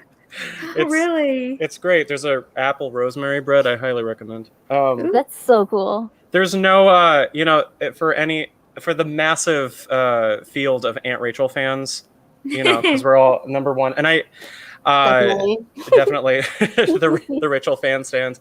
There's no cappuccino. There's no dessert in cappuccino. Her infamous line. I'm so sorry to say, but I was, Betsy, I believe, right? In the chat, we were kind of talking about cookbooks, and like I've kind of had this in the back of my brain since getting this, of like maybe curating different recipes or foods that were mentioned throughout the whole show. And I don't know why we don't do that. And like if Iris Quinn, Aunt Rachel, is a cook, maybe we can finally get the cappuccino and dessert recipe, or, and she was mentioning like Dave Ward. So, I'm sure Patrick Levis has a sandwich or something, like we can get something. Might be easier than booking people, but happy anniversary, family. I'm so proud of you. And I'm so glad your favorite song is Questions. No, not quite. I'm aware. I like your version though. It's really good. Thanks. It's a little overproduced, but it's fine. She likes yours more than the original. Oh yeah, definitely. Yeah. Well, thanks. I think Jewel State has had a more successful career than me, but I will appreciate any compliment I can get. Thanks. I was doing Love is Broken in my sets for a bit, though, like as like a piano ballad. Yeah, I had a... Oh, my God. Kathy, I think I sent you a clip of it a long time ago, but it was really weird. Like there was like a slew of time where I was getting gigs with just piano and voice, and I was like, I'm just gonna sneak a So Weird in here, you know. That's so cool. Yeah, it was a good time. So there's part of me that wants to maybe make a jazz arrangement of that or something, but do it. Please just send it to us. Yeah. Okay. All right. Anything You know, do. I know that Anne Marie Montague Cullen was she had mentioned something in passing about like maybe I should finally just record everything myself, and I think it might have been Jimmy, and he was like, do it. So you know. But right, yeah. Yeah, I'm also sorry. I'm trying to make this brief. Brevity's never been my strong suit, but I'm not wearing a zesty So Weird shirt for the first time. I noticed, and I'm sorry. I was looking for that one shirt I had of Molly. I made that Molly sang "Get Over It" in her infamous not actual backing vocal in "Push Me Pull You," but it's somewhere in the laundry pile. So I'm sorry. Forgive me, Kat. How many shirts do you have like that? This press conference is over. No, I just have like the 3. I have that one and the Another World shirt, which I know you guys have gotten. And Right. So perfect. I'm so glad you like it. Yeah. And what was the other one? It was, I don't remember. There's a third one in there somewhere. I think you wore another one in one of our video, Yeah. the holiday episodes, but I can't remember what The it was. PKB shirt. No, that's the Another World one. There's Okay, there's and then there's one where Molly's doing Get Over It. But there's a third one. I know I made a third one. It doesn't matter. It'll come back. It'll come back one day. But I'm so proud of you guys. Look at that is really sweet of you making to a say. So Weird thing. Yeah. And I think what a lot of people are saying is just this really great melding of energy and support of something that seems so niche when it shouldn't have been. It's weird enough that the show was allowed to exist at all, but there's something about this like weird perfect timing for a lot of us where the energy and the way that the show was recorded, like I think there's something about the sound quality, about how you can hear everyone sniffing every 3 seconds because it's so close mic'd for some reason. But there's a really great environment in the show that makes it feel personal. And you guys have really done a great job of making it personal again. So thanks for being you. That's it. Thank you so much for that. Yeah. Your support's been so amazing over the years. Yeah, thanks for being I consider you a big part of the community and the fandom too, and being with us in the forum days as well. Oh, that's super kind. I mean, I did feel a little seen when you were like, we used to have grainy image blogs, and I was like, you leave my Philips Kane band GeoCities alone. Oh, yeah, your album covers. I You tried. thought those were real for so long. I did. There I was thought a- they me were too. legit. There was a description of, I know, I keep, there's all these like weird tiny things where I'm like, should I claim credit for that? I should just leave it alone. But there was a period of time where I think it was after the show. I want to say like maybe 2003. By that point, I was like, maybe if we keep the faith, slogan mark, that it might come back. But my mom had this fake Photoshop. It was a Microsoft photo editor or something. It was really janky, and there was no real way to take any screenshots effectively. So what I did was I was like, okay, well, here's a picture of Rocker Baby that they did show, and let's try to skew it. It was nuts. But then John Cooksey, he had all of those descriptions of things that he implied, and so there was all these album descriptions about what the albums were supposed to look like. And I was like, well, maybe I can kind of find images and try to make them a thing. And I never claimed that they were real. I think I actually might have said that they're not real, but then it had a life of its own, and then you just kind of back away slowly. But yeah, I remember spending mostly too much time trying to find the exact NASA photo of the Earth. And by that point, I was like, well, I don't know how to make a spiral. So here we are in Microsoft Paint. It was nuts. So I'm grateful for the support of the Grainy blog. End of sentence. Feel very much appreciated. Sasha, where are you based so we can go watch you perform? I'm in Chicago. Really? Yeah. No Last Night Blues yet. I don't really want anyone to get killed, but that's that episode is so upsetting. Yeah. But good times. Yeah. Yeah. No, for real. Let us know. I go up to Chicago every now and then. I'm not too far off, so I could go see you. For sure. Yeah, just throw me a request, and I'll definitely play the Start Out Star jingle. That'll be a thing. I always have a fantasy of like creating some get together or convention or fan gathering, like in Vancouver or maybe in California, and all of us just gathering and just having a good time, and all the musicians in the fandom like performing. We'll probably make you guys perform the music from the show. That'd be great. Weird Con, yeah. Start Out StarCon. Oh man, we could make a karaoke. There's the algorithm for removing central channel vocals is much better these days. So you could do that, or live band karaoke. True. This is going down a dark path, but I mean it would make sense. There's like Twin Peaks conventions, and that show has its own heavy following. So in our own little slice of life, we could do something kind of more local access and get a gazebo and whatever. And we'll invite John Cooksey, and he'll be cool about it, and he's going to come. Yeah, definitely. Definitely. In our dreams, at least. In our dreams. Yeah. Well, all right, Sasha. Thanks for joining us. Yeah. Thanks. All right. So good to hear from you. Likewise. Goodbye. Bye. Guys, I'm just on cloud 9 right now. Me too. I love everybody in this fandom. It looks like we have 2 more. But I keep putting the link, so if you're still interested, go for it. Jessie, who was on here recently, she said her name was Fallen Confessor. Okay, yeah. Seen that around. I remember that name, yeah. Okay, next person. Hello. Hi, how are you? Good. Nice to see you guys finally. I'm glad you guys got to 5 years. Oh, thank you. Unbelievable that we did. I didn't start watching it until probably about 3 years into it because I always wondered though for many years if the show had like a following or it was on the internet or something. You'd hear like in little places, like random places like Reddit, you'd see like, oh, season 3 was supposed to have this and this and this, but I never got very many details about what happened. And when you guys did the episode on the season 3 that never happened, it confirmed a lot of that stuff was true. I always used to wonder, like, is that really real? Right. Like, yeah, it actually was. And you guys had the scripts, which was, I thought, unbelievable.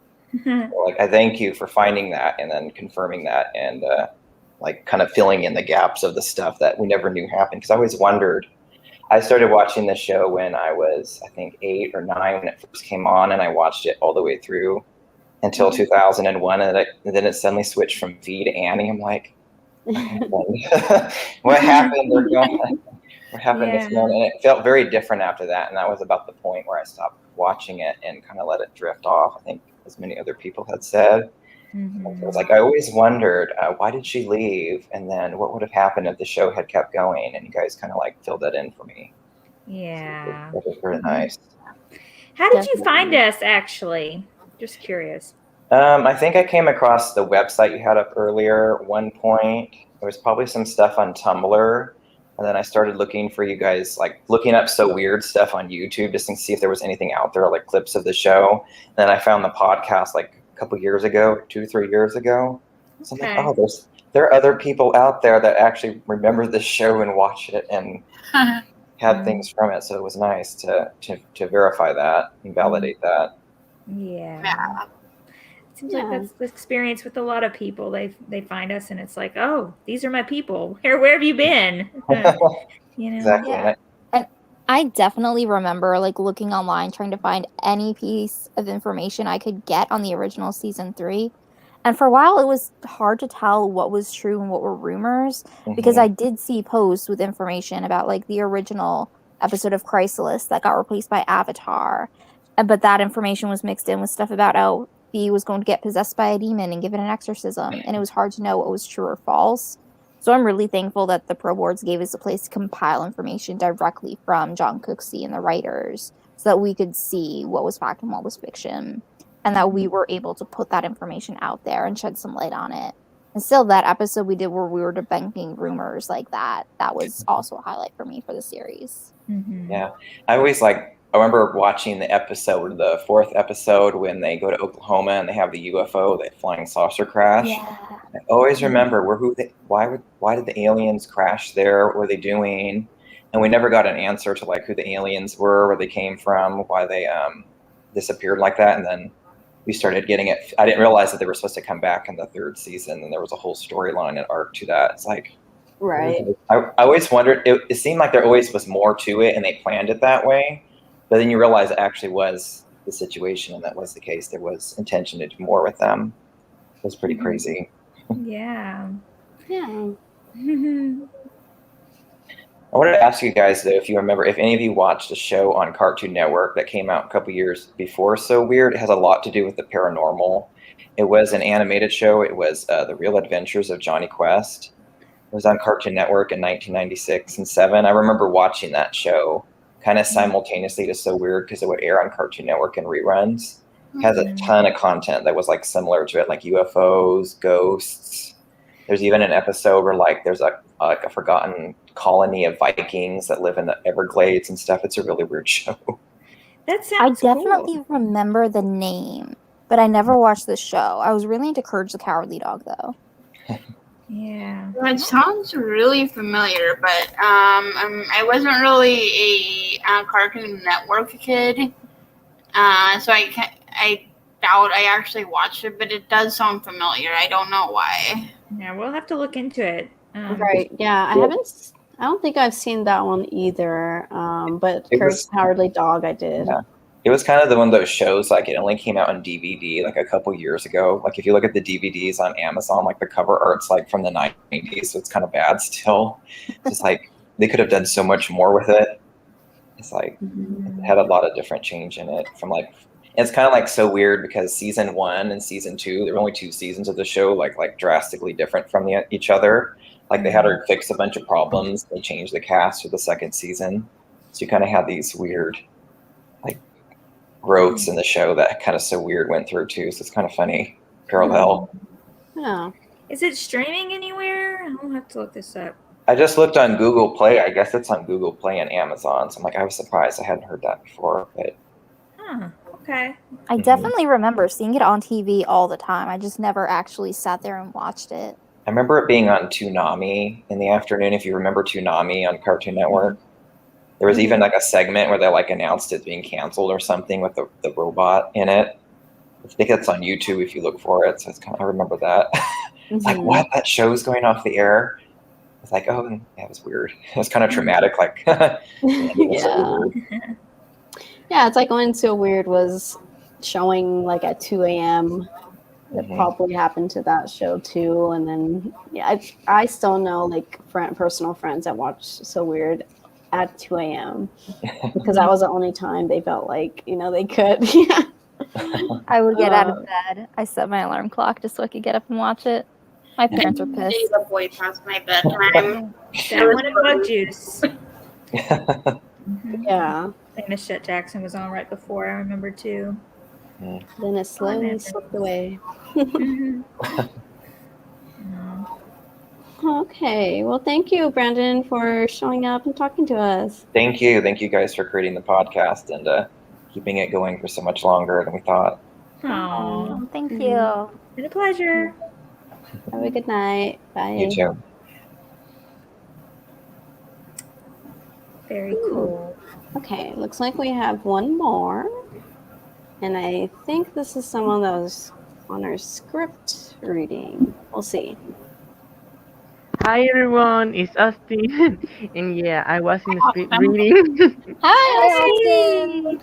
Wow, thanks for joining So us. nice to be here again with you guys. Yeah, it's nice to hear from you again. How are you? I'm great. Finally in my 20s, I have to say. Finally. Oh my goodness. Just now in your 20s? Yes, I'm 20. Okay, how'd you find out about the show again? I find out in a channel called Jetix. Okay. Oh, yeah. The show aired probably in 2005 and 6. That's when I discovered for the first time. When you were very little. Wow. I was 4 or 5 years old, maybe. And it didn't scare you? No, I loved it. Oh, that's great. Some people love the spooky and the scary. It's like, something different, some variety. Yeah, when I was a little kid, I also loved the Nickelodeon show, Monsters. So I love that show. It's pretty good to see that when I was a kid, I wasn't scared about that show, and So Weird because looking at them now, I was like, wow, I was 5 years old and I was watching that. Oh my god. Yeah, it's pretty impressive. Yes, and I have to say thanks, but a huge thanks for you guys to keep going with So Weird. I didn't know that you had 5 years. It's impressive, I have to say. Wow. Thank you. Thank you. Yeah. Here in Latin America, the show is pretty underrated, like I said the last time, and it makes me so sad because when you speak with someone and you're saying, "Oh my God, Disney Channel shows," everyone comes up with, I don't know, Hannah Montana, That's So Raven, and shows like So Weird, or even Stevens are pretty underrated, and some people just don't know them or haven't had a chance to just watch them for a few minutes, and it makes me so sad because these shows are pretty amazing and Right. they had a huge impact in me when I was a little kid. So I have to thank you guys because I show you to some of my friends that can understand at least English, and they love you. They love Oh, you. that's really sweet. And I'm sad to hear that it doesn't have that following where you are because when the show wasn't available on Disney Plus yet, I did see on YouTube a lot of recordings from the Jetix channel, and I just thought maybe there are more fans down there, but it sounds like it's kind of the same there. It's sad because for me, I had a page on Facebook, and when I post about So Weird, 5 likes, 6 likes, and when I post about, I don't know, Jumping the Deacon, it has 20, 21 likes. Yeah. I And I would haven't. say, yeah, it's pretty similar here. If you bring up the show, people will, or if you bring up old Disney Channel, people will talk about Lizzie McGuire or Yeah. That's so The Sweet Life, which is even later. Yeah, it's kind of impressive because for me, my favorite show is Hannah Montana, and people will come and say, "Oh my God, you're so old! You watched Hannah Montana when it was airing," and I was like, "What? It has Wow. only 15 years, right? What about Lizzie, the one that you said it premiered here in 2003, and So Weird that premiered in 2002, if I'm not wrong, that I read it somewhere in Disney Channel when it was a premium, sorry, channel. So it's pretty weird how not only the young ones, because I have to say that I've spoken with teenagers and they don't know even That's So Raven, which is pretty huge if you think about it. Yeah. And they are just so underrated, pretty Yeah. underrated, and it makes me so sad. But thanks Disney Plus, people are knowing more shows and movies. Like for example, the Scream Team aired here last week, and it got tons of viewers on Disney XD, which was Oh, pretty insane if you think about it. that's cool. So they're airing older stuff on television now. Is that correct? Yes, for example, they are airing Hannah Montana on Fridays, and last time that I checked, it got half of, I don't know, let me remember. I think it was 4,000 viewers, something like that. And the average for a country is like 1,000. So people are tuning in when they are airing more all the stuff because Hannah Montana isn't all at least for me. Yeah. So I think that Disney should air these old shows because I think that the generation that grew up with them will tune in to watch them. And I don't think that they could have a new show with the impact that, for example, So Weird had in us that we're here 20 years later talking about it. Right. And other shows like, for example, Liz McGuire, the one that you said, that premiered 20 years ago, and I don't think that a new show, for example, Coop and Cami, is a new show. I don't think that that show can have an impact in nowadays kids that could, keep them talking and talking about the show when they are in their 30s and 20s. Oh, 30s. Thanks for the reminder. No. Yeah. I like, we reviewed the recent show Secrets of Sulphur Springs on Disney Channel, and we actually really liked it. So I think there are some good shows out there from that time period. But yeah, obviously we want So Weird to get a little more recognition for sure. Yeah, and hopefully with it being on Disney Plus, already we've been seeing posts from parents watching the show now with their kids.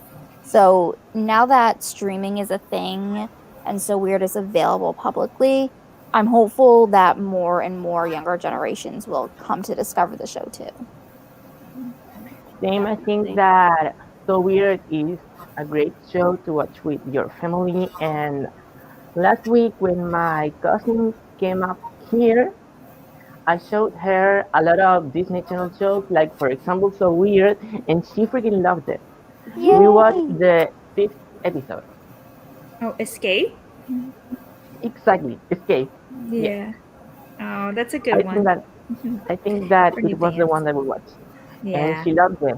And she said, why don't Disney Channel air this stuff and not the stuff that they are airing? For example, the one series that you said, Secret of Sulphur Springs, if I'm not wrong. Mm-hmm. Here, that's a Disney Plus exclusive. Disney Channel won't air it. Yeah, okay. I remember hearing that actually, that it's kind of just on Disney Plus outside of the US, I think.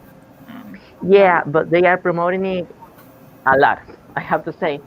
Tons of commercials during the airings of all series. For example, when I tune in to watch, for example, Brandy and Mr. Whiskers, you can see Secret of Sulphur Springs like 2 times, and maybe with some more successful airings, like for example, when they aired the Cheetah Girls Sing Along, you had 4, 5, even 6 in just one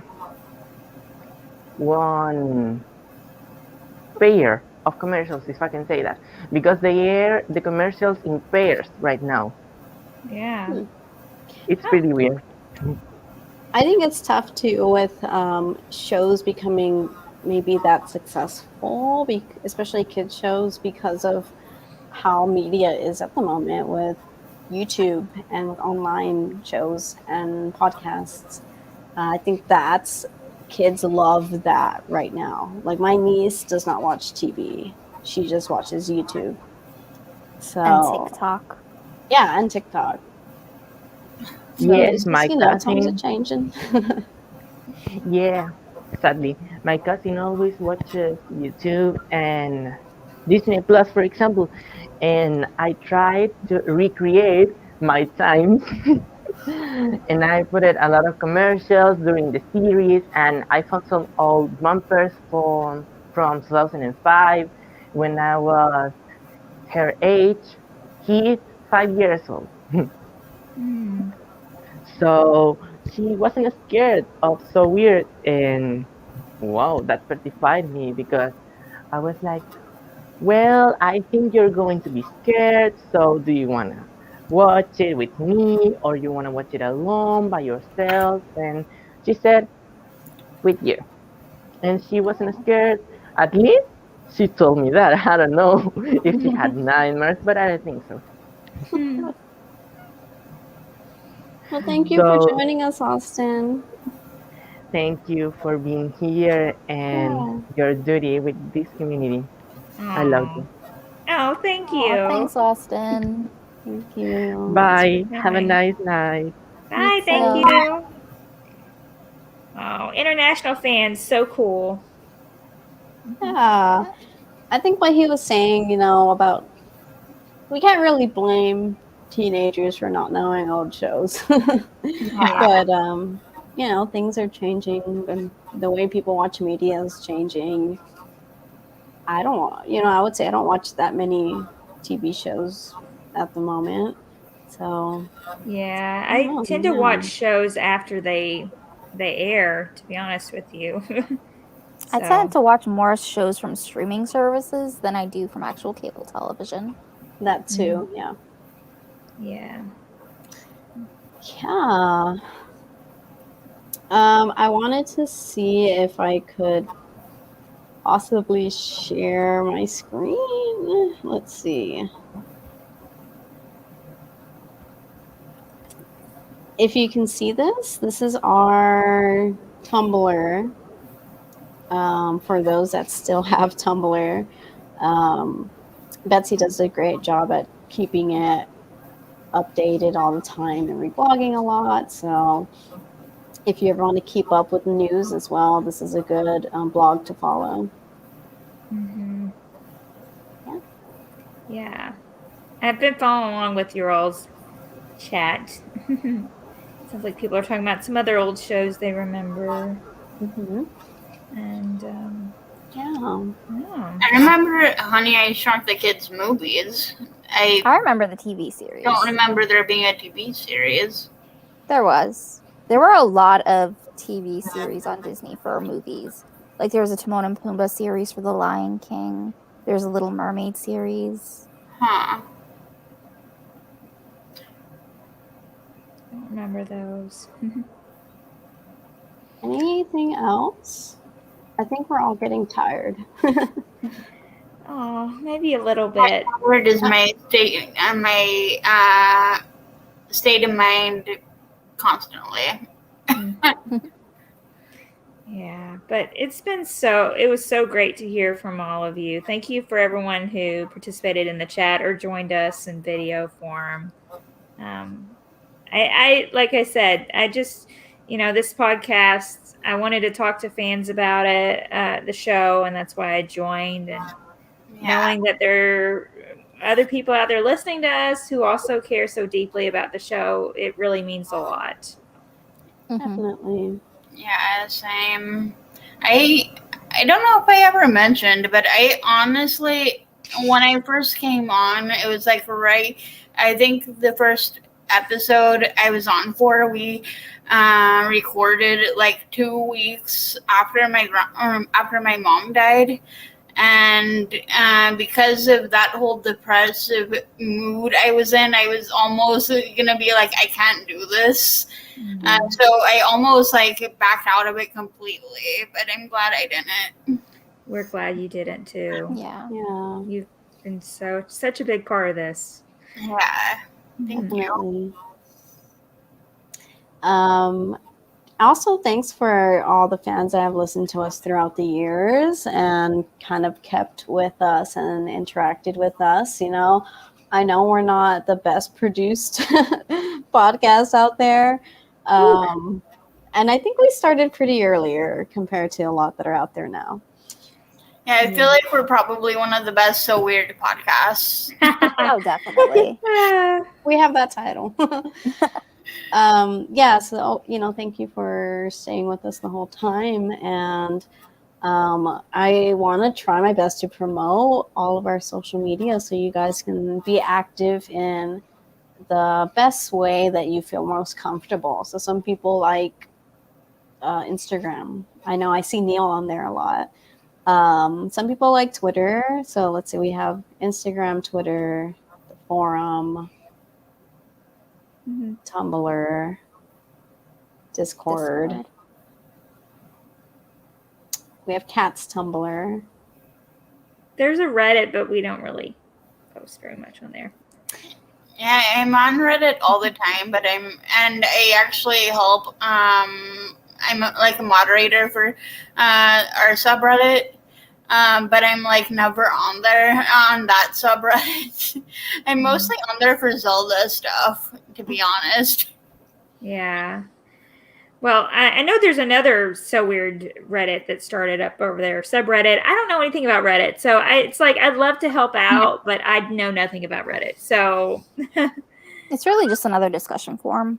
Yeah. Right. I think me and Melissa started it up and set it up, but it was just hard to get activity there with an already established So Weird. So I'm all up for other people running So Weird stuff and doing their own thing and getting the word out there. Yeah, absolutely. go for it. Mhm. Also, I also wanted to mention for anyone that wants to rep So Weird merchandise, we have a Redbubble store. I kind of wanted to share that too in case anyone hasn't really gone to it or knows about it. Let's see. My shirt is from there. And so is mine. Mhm. Yeah. Yes. Let me share that. Some really great shirts. So that's our store. And we have these designs. I tried my best. I'm not a graphic designer. But yeah, we have all of these designs for basically any merchandise you want: shirts, pillows, buttons, stickers. Mhm. Yeah, you can do all kinds of stuff with it. I have a In the Darkness is the Light magnet from there. That's cool. Yeah, I keep it on the fridge for irony's sake. I like that. Yeah. Any last words? We've got some ideas in the pipeline, and I think I do want fans to be more involved in the future. We could have some special guests on to cover some of the topics we have in mind, but we'll keep everyone posted on our plans for the podcast. Yeah, I hope you guys like this type of live interaction. I really enjoyed it. So if there's interest to do it again, that'll be awesome. So we can keep seeing new faces. Mm-hmm. Oh, Kat, I can't hear you. Wah wah. And My it's bad. just, yeah. Sorry. We do need to mention that one thing that has always been present with our podcast since the beginning has been technical difficulties. So thanks, technical difficulties, for showing up tonight. It's been a mess at times. One of my favorite memories, actually, I was re-listening to some of our early episodes, and we did the episode Simplicity. And that's when the technology breaks down, throughout the episode. And it was happening while we were recording, and it actually was just hilarious. Yeah. It was those gremlins. Mm-hmm. So we've got them back tonight, but we made it through. Yep. Thanks for sticking with us through all the technical difficulties, and even the live streams, we would have to kind of reschedule those. And yeah, I just love this community, and it's been great, and we're still going to keep going. Hopefully interviews will happen. I don't know if you guys heard some, like, Mackenzie Phillips is interested. For those that joined late, we've started a very slow conversation to kind of set that up. So hopefully sometime this year or next year, we'll see.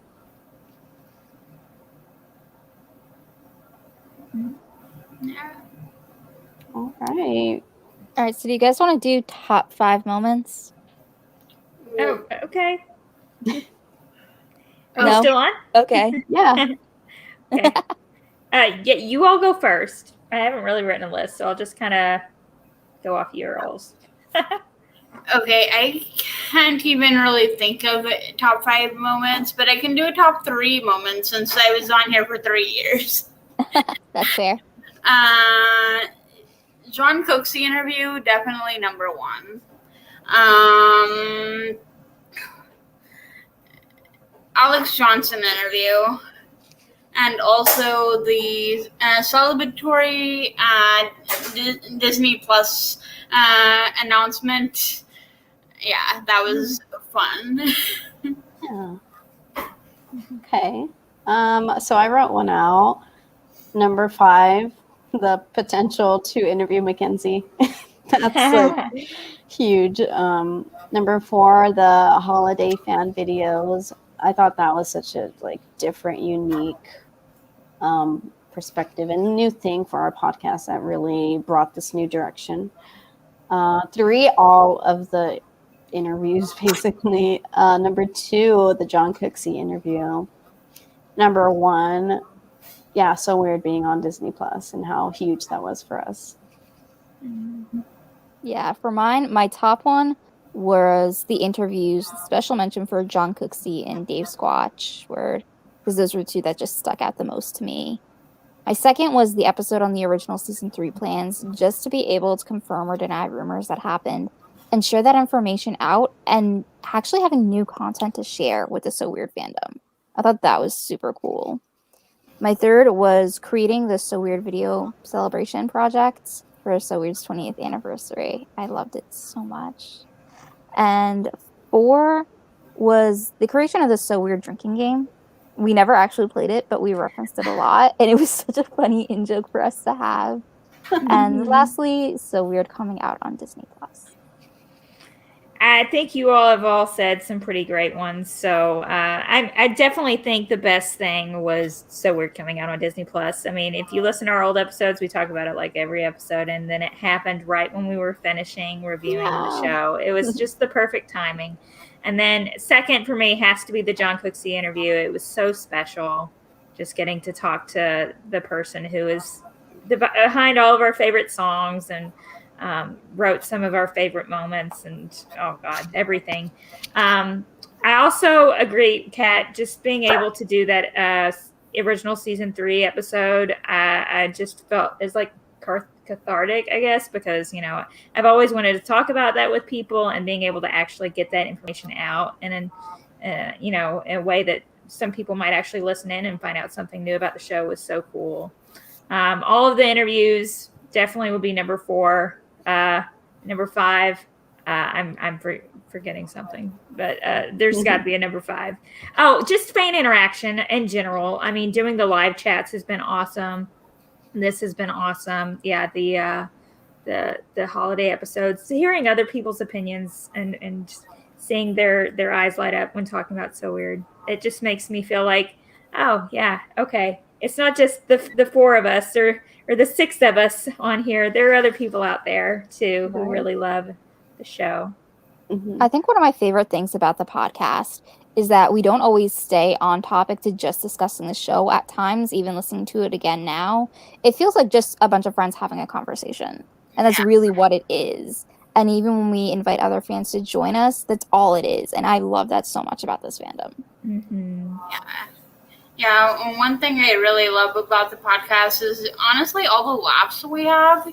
Like there's like one episode I specifically remember, we kept on having to restart it because we just couldn't stop laughing. I remember that too. That was great. Yeah. Been a good 5 years. Yeah. Thanks for all those moments where Zach starts yelling and cursing, and then being like, Kathy, you gotta edit that out. Yeah. Y'all don't know about those. Well, some of them you do. Someone mentioned this, and I thought it was hilarious. Yes, it's one of my favorite things too. Of course. Bringing up Carrie Molly ship. Mm-hmm.